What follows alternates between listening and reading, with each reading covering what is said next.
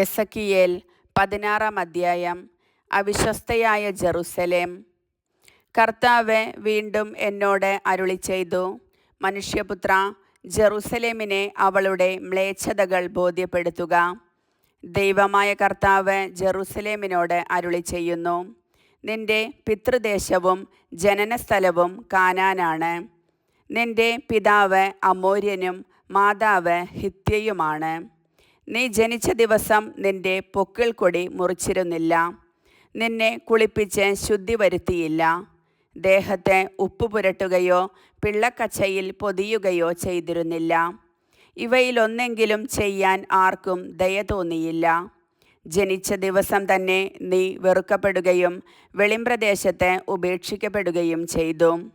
ഞാൻ നിന്റെ അടുക്കലൂടെ കടന്നുപോയപ്പോൾ നീ ചോരയിൽ കിടന്ന് ഉരുളുന്നത് കണ്ട് നിന്നോട് പറഞ്ഞു, ജീവിക്കുക, വയലിലെ ചെടി പോലെ വളരുക. നീ വളർന്ന് പൂർണ്ണ യൗവനം പ്രാപിച്ചു. നിന്റെ മാറിടം വളർന്നു, മുടി തഴച്ചു. എങ്കിലും നീ നഗ്നയും അനാവൃതയുമായിരുന്നു. ഞാൻ വീണ്ടും നിന്റെ അടുക്കലൂടെ കടന്നുപോയപ്പോൾ നിന്നെ നോക്കി. നിനക്ക് വിവാഹപ്രായമായെന്ന് ഞാൻ മനസ്സിലാക്കി. എൻ്റെ മേലങ്കി കൊണ്ട് നിന്റെ നഗ്നത ഞാൻ മറച്ചു. ഞാൻ നിന്നോട് സ്നേഹവാഗ്ദാനത്തോടെ ഒരു ഉടമ്പടി ചെയ്തു. അങ്ങനെ നീ എൻ്റേതായി തീർന്നു. ദൈവമായ കർത്താവ് അരുളിച്ചെയ്യുന്നു, ഞാൻ നിന്നെ കുളിപ്പിച്ച് രക്തം കഴുകിക്കളഞ്ഞ് തൈലം പൂശി. ഞാൻ നിന്നെ ചിത്രത്തുന്നലുള്ള വസ്ത്രങ്ങൾ ധരിപ്പിച്ചു, തുകൽച്ചെരിപ്പുകൾ അണിയിച്ചു. ചണച്ചരട് അരയിൽ കെട്ടുകയും പട്ടുടുപ്പ് അണിയിക്കുകയും ചെയ്തു. ഞാൻ നിന്നെ ആഭരണങ്ങൾ കൊണ്ട് അലങ്കരിച്ചു. കൈകളിൽ വളയും കഴുത്തിൽ മാലയുമിട്ടു. ഞാൻ നിന്നെ മൂക്കുത്തിയും കമ്മലുകളും ധരിപ്പിച്ചു. നിന്റെ തലയിൽ മനോഹരമായ കിരീടം ചാർത്തി. സ്വർണവും വെള്ളിയും കൊണ്ട് നീ അലങ്കൃതയായി. നേർത്ത ചണവും പട്ടും ചിത്രത്തുന്നലുള്ള വസ്ത്രവുമായിരുന്നു നിന്റെ വേഷം. നേർത്ത മാവും തേനും എണ്ണയുമായിരുന്നു നിന്റെ ആഹാരം. നീ അതീവ സുന്ദരിയായി വളർന്ന് രാജകീയ പ്രൗഢി ആർജിച്ചു. സൗന്ദര്യം കൊണ്ട് നീ ജനതകളുടെ ഇടയിൽ പ്രശസ്തയായി. എന്തെന്നാൽ ഞാൻ നൽകിയ കാന്തി അതിന് പൂർണ്ണത നൽകി. ദൈവമായ കർത്താവ് അരുളിച്ചെയ്യുന്നു. എന്നാൽ നീ നിന്റെ സൗന്ദര്യത്തിൽ മതിമറന്നു. നിന്റെ കീർത്തിയുടെ ബലത്തിൽ നീ വേശ്യാവൃത്തിയിലേർപ്പെട്ടു. ഏതു വഴിപോക്കനുമായും നീ വേശ്യാവൃത്തിയിൽ മുഴുകി. നിന്റെ വസ്ത്രങ്ങളിൽ ചിതലെടുത്ത് ഉന്നത മണ്ഡപങ്ങൾ അലങ്കരിച്ച് അവയിൽ വെച്ച് നീ വ്യഭിചാരം ചെയ്തു. ഇങ്ങനെയൊന്ന് ഇതിനു മുൻപ് ഉണ്ടായിട്ടില്ല, ഇനി ഉണ്ടാവുകയുമില്ല. ഞാൻ നൽകിയ സ്വർണവും വെള്ളിയും കൊണ്ടുള്ള ആഭരണങ്ങളെടുത്ത് മനുഷ്യരൂപങ്ങളുണ്ടാക്കി. അവയുമായി നീ വേശ്യാവൃത്തിയിൽ ഏർപ്പെട്ടു. ചിത്രത്തുന്നലുള്ള നിന്റെ വസ്ത്രങ്ങൾ നീ അവയെ അണിയിച്ചു. എൻ്റെ തൈലവും ധൂപവും അവയ്ക്ക് മുൻപിൽ നീ സമർപ്പിച്ചു. ഞാൻ നിനക്ക് ആഹാരത്തിനായി നൽകിയ നേരിയ മാവും എണ്ണയും തേനും നീ അവയുടെ മുൻപിൽ പരിമളദ്രവ്യമായി അർപ്പിച്ചു. ദൈവമായ കർത്താവ് അരുളിച്ചെയ്യുന്നു, എനിക്ക് നിന്നിൽ ജനിച്ച പുത്രന്മാരെയും പുത്രിമാരെയും നീ അവയ്ക്ക് ഭോജനമായി ബലിയർപ്പിച്ചു. നിന്റെ വേശ്യാവൃത്തി കൊണ്ട് മതിവരാഞ്ഞിട്ടാണോ നീ എൻ്റെ കുട്ടികളെ വധിക്കുകയും അവരെ അവയ്ക്ക് ദഹനബലിയായി അർപ്പിക്കുകയും ചെയ്തത്? ചെറുപ്പത്തിൽ നഗ്നയും അനാവൃതയുമായി ചോരയിൽ കുളിച്ച് കിടന്നത് നീ നിന്റെ മ്ലേച്ഛതകൾക്കും വ്യഭിചാരത്തിനുമിടയ്ക്ക് ഓർമ്മിച്ചില്ല. ദൈവമായ കർത്താവ് അരുളിച്ചെയ്യുന്നു, ദുരിതം, നിനക്കു ദുരിതം. നിന്റെ എല്ലാ ദുഷ്കൃത്യങ്ങൾക്കും ശേഷം നീ ഓരോ തെരുവിലും ഭദ്രപീഠവും ഉന്നത മണ്ഡപവും നിർമ്മിച്ചു. ഓരോ വഴിക്കവലയ്ക്കും നീ ഉന്നത മണ്ഡപങ്ങളുണ്ടാക്കി. അവിടെ നിന്റെ സൗന്ദര്യം നീ ദുരുപയോഗപ്പെടുത്തി. വഴിപോക്കർക്കെല്ലാം നിന്നെ തന്നെ നൽകി നീ വ്യഭിചാരം തുടർന്നു. ഭോഗാസക്തരും നിന്റെ അയൽക്കാരുമായ ഈജിപ്തുകാരുമായി നീ വ്യഭിചരിച്ചു. വ്യഭിചാരത്തിൽ മുഴുകി നീ എന്നെ പ്രകോപിപ്പിച്ചു. അതുകൊണ്ട് നിനക്കെതിരെ ഞാൻ കരം നീട്ടി, നിന്റെ ഓഹരി വെട്ടിക്കുറച്ചു. നിന്നെ വെറുക്കുന്നവരും നിന്റെ മ്ലേച്ഛ സ്വഭാവത്തിൽ ലജ്ജിതരുമായ ഫിലിസ്ത്യപുത്രിമാർക്ക് നിന്നെ ഞാൻ വിട്ടുകൊടുത്തു. മതിവരാഞ്ഞിട്ട് നീ അസീറിയാക്കാരോടൊത്തും വ്യഭിചരിച്ചു. നീ അവരുമായി സംഗമിച്ചിട്ടും സംതൃപ്തയായില്ല. വ്യാപാരികളായ കൽദായരുമായും നീ വ്യഭിചാരത്തിൽ മുഴുകി. എന്നിട്ടും നീ സംതൃപ്തയായില്ല. ലജ്ജയില്ലാത്ത വേശ്യയെപ്പോലെ നീ ചെയ്യുന്ന ഈ പ്രവൃത്തികൾ നീ എത്ര കാമാതുരയാണെന്ന് വ്യക്തമാക്കുന്നു. ദൈവമായ കർത്താവ് അരുളിച്ചെയ്യുന്നു: വഴിക്കവലകളിൽ ഭദ്രപീഠങ്ങളും പൊതുസ്ഥലങ്ങളിൽ ഉന്നത മണ്ഡപങ്ങളും നീ സ്ഥാപിച്ചു. എന്നാൽ പ്രതിഫലം വെറുത്തിരുന്നതിനാൽ നീ വേശ്യയെപ്പോലെയായിരുന്നില്ല. ഭർത്താവിന് പകരം അന്യപുരുഷന്മാരെ സ്വീകരിക്കുന്ന സ്വൈരിണിയായ ഭാര്യയെപ്പോലെയാണ് നീ. വേശ്യകൾ പ്രതിഫലം സ്വീകരിക്കുന്നു, നീയാകട്ടെ കാമുകന്മാർക്ക് പ്രതിഫലം കൊടുക്കുന്നു. വ്യഭിചാരത്തിനായി നാനാഭാഗത്തു നിന്നും നിന്റെ അടുത്തെത്തിച്ചേരാൻ നീ അവർക്ക് കൂലി കൊടുക്കുന്നു. വ്യഭിചാരത്തിൻ്റെ കാര്യത്തിൽ നീ മറ്റു സ്ത്രീകളിൽ നിന്ന് വ്യത്യസ്തയാണ്. ആരും വ്യഭിചാരത്തിനായി നിന്നെ ക്ഷണിച്ചില്ല. നീ അങ്ങോട്ട് പ്രതിഫലം നൽകുന്നു, നിനക്ക് പ്രതിഫലം ലഭിക്കുന്നില്ല. അതാണ് നിനക്കുള്ള വ്യത്യാസം. അഭിസാരികേ, കർത്താവിൻ്റെ വചനം കേൾക്കുക. ദൈവമായ കർത്താവ് അരുളിച്ചെയ്യുന്നു: നീ കാമുകന്മാരോടൊപ്പം വ്യഭിചാരത്തിൽ നിർലജ്ജം നിന്റെ നഗ്നത തുറന്നുകാട്ടി. നീ വിഗ്രഹങ്ങൾ നിർമ്മിക്കുകയും നിന്റെ മക്കളുടെ രക്തം അവയ്ക്ക് അർപ്പിക്കുകയും ചെയ്തു. അതിനാൽ നിന്നോടൊപ്പം രമിച്ച എല്ലാ കാമുകന്മാരെയും, നീ സ്നേഹിക്കുകയും വെറുക്കുകയും ചെയ്ത എല്ലാവരെയും ഞാൻ ഒരുമിച്ച് കൂട്ടും. അവർ കാണേണ്ടതിന് അവരെ നിനക്കു ചുറ്റും ഒരുമിച്ച് കൂട്ടി അവരുടെ മുൻപിൽ നിന്റെ നഗ്നത ഞാൻ അനാവരണം ചെയ്യും.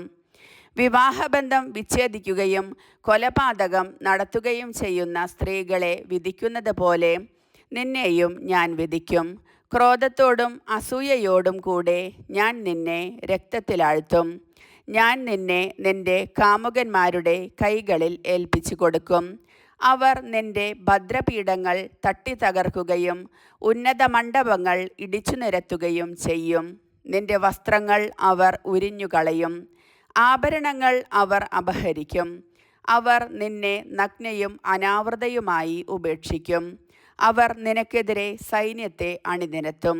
അവർ നിന്നെ കല്ലെറിയുകയും വാളുകൊണ്ട് വെട്ടിനുറുക്കുകയും ചെയ്യും.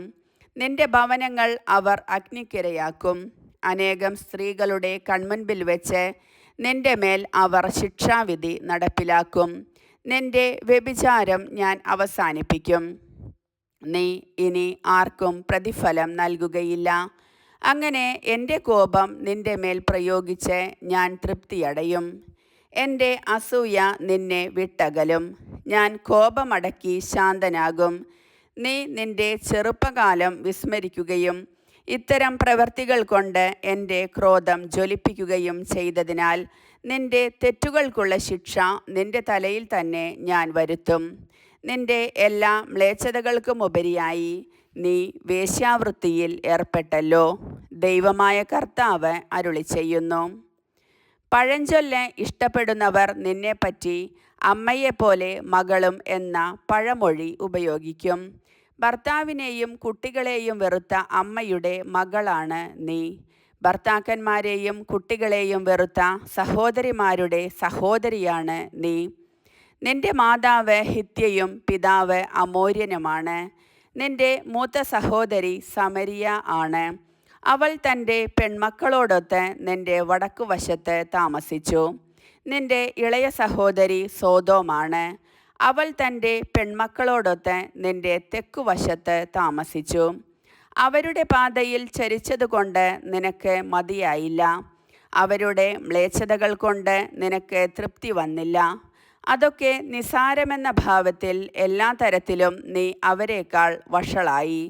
കർത്താവ് അരുളിച്ചെയ്യുന്നു: ഞാനാണേ നീയും നിന്റെ പുത്രിമാരും ചെയ്തതുപോലെ നിന്റെ സഹോദരിയായ സോദോമും അവളുടെ പുത്രിമാരും ചെയ്തിട്ടില്ല.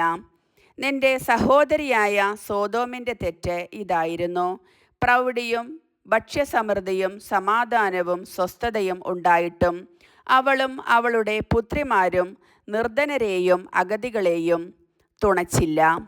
അവർ ഗർവിഷ്ഠരായിരുന്നു. എൻ്റെ മുൻപിൽ അവർ മ്ലേച്ഛതകൾ പ്രവർത്തിച്ചു. അതുകണ്ട് ഞാൻ അവരെ നിർമ്മാർജ്ജനം ചെയ്തു. നീ ചെയ്ത തിന്മയുടെ പകുതി പോലും സമരിയ ചെയ്തില്ല. നീ അവരെക്കാൾ കൂടുതൽ മ്ലേച്ഛത പ്രവർത്തിച്ചു. നീ പ്രവർത്തിച്ച മ്ലേച്ഛതകൾ കണക്കിലെടുത്താൽ നിന്റെ സഹോദരികൾ നീതിയുള്ളവരായി തോന്നും. നിന്റെ അവമതി നീ സഹിക്കണം. നിന്റെ സഹോദരിമാരെക്കാൾ ഏറെ മ്ലേച്ഛതകൾ നീ പ്രവർത്തിച്ചതിനാൽ നിന്നോട് തുലനം ചെയ്യുമ്പോൾ അവർ നിഷ്കളങ്കരായി തോന്നും. ലജ്ജിച്ച് അവമാനമേൽക്കുക. എന്തെന്നാൽ നിന്റെ സഹോദരിമാർ നീതിയുള്ളവരെന്ന് തോന്നിക്കാൻ നീ ഇടയാക്കി. സോദോമിൻ്റെയും അവളുടെ പുത്രിമാരുടെയും സമരിയായുടെയും അവളുടെ പുത്രിമാരുടെയും സുസ്ഥിതി ഞാൻ പുനഃസ്ഥാപിക്കും. അതോടൊപ്പം അവരുടെ മധ്യേ നിന്റെ സുസ്ഥിതിയും ഞാൻ പുനഃസ്ഥാപിക്കും. അങ്ങനെ അവർക്ക് ഒരാശ്വാസമാകത്തക്ക വിധം നീ ചെയ്ത പ്രവൃത്തികളെക്കുറിച്ച് നീ ലജ്ജിച്ച് അവമാനമേൽക്കും. നിന്റെ സഹോദരിമാരായ സോദോമും സമരിയായും അവരുടെ പുത്രിമാരും തങ്ങളുടെ പൂർവ്വസ്ഥിതിയിലേക്ക് മടങ്ങിവരും. നീയും നിന്റെ പുത്രിമാരും നിങ്ങളുടെ പൂർവ്വസ്ഥിതി പ്രാപിക്കും. നിന്റെ ദുഷ്ടതകൾ വെളിപ്പെടുത്തുന്നതിന് മുൻപ് നീ അഹങ്കരിച്ച് കഴിഞ്ഞ കാലങ്ങളിൽ നിന്റെ സഹോദരിയായ സോദോമിൻ്റെ പേരുച്ചരിക്കാൻ നിന്റെ അധരങ്ങൾ ലജ്ജിച്ചിരുന്നില്ലേ? ഇപ്പോൾ നിന്നെ അധിക്ഷേപിക്കുന്നവരായി നിന്റെ ചുറ്റുമുള്ള ഏദോം പുത്രിമാർക്കും അവളുടെ അയൽക്കാർക്കും ഫിലിസ്ത്യ പുത്രിമാർക്കും നീയും അവളെപ്പോലെ പരിഹാസപാത്രമായിരിക്കുന്നു. നിന്റെ വ്യഭിചാരത്തിൻ്റെയും മ്ലേച്ഛതയുടെയും ശിക്ഷ നീ ഏൽക്കും. കർത്താവ് അരുളിച്ചെയ്യുന്നു. ശാശ്വതമായ ഉടമ്പടി. ദൈവമായ കർത്താവ് അരുളിച്ചെയ്യുന്നു. നീ പ്രവർത്തിച്ചതുപോലെ നിന്നോടും ഞാൻ പ്രവർത്തിക്കും. നീ ഉടമ്പടി ലംഘിച്ച് പ്രതിജ്ഞ അവഹേളിച്ചു. എങ്കിലും നിന്റെ യൗവനത്തിൽ നിന്നോട് ചെയ്ത ഉടമ്പടി ഞാൻ ഓർമ്മിക്കും. നീയുമായി ശാശ്വതമായ ഒരു ഉടമ്പടി സ്ഥാപിക്കുകയും ചെയ്യും. നിന്റെ പ്രവർത്തികൾ അപ്പോൾ നീ ഓർമ്മിക്കും. നിന്റെ മൂത്തതും ഇളയതുമായ സഹോദരിമാരെ ഉടമ്പടി പ്രകാരമല്ലാതെ തന്നെ നിനക്കു ഞാൻ പുത്രിമാരായി നൽകും. അവരെ സ്വീകരിക്കുമ്പോൾ നീ ലജ്ജിക്കും. നീയുമായി ഞാനൊരു ഉടമ്പടി സ്ഥാപിക്കും. ഞാനാണ് കർത്താവ് എന്ന് അപ്പോൾ നീ അറിയും. അങ്ങനെ നിന്റെ പ്രവൃത്തികൾക്ക് ഞാൻ മാപ്പ് നൽകുമ്പോൾ നീ അവയെയോർത്ത് ലജ്ജിച്ച് മൗനം ഭജിക്കും. ദൈവമായ കർത്താവ് അരുളിച്ചെയ്യുന്നു. കർത്താവിൻ്റെ വചനം.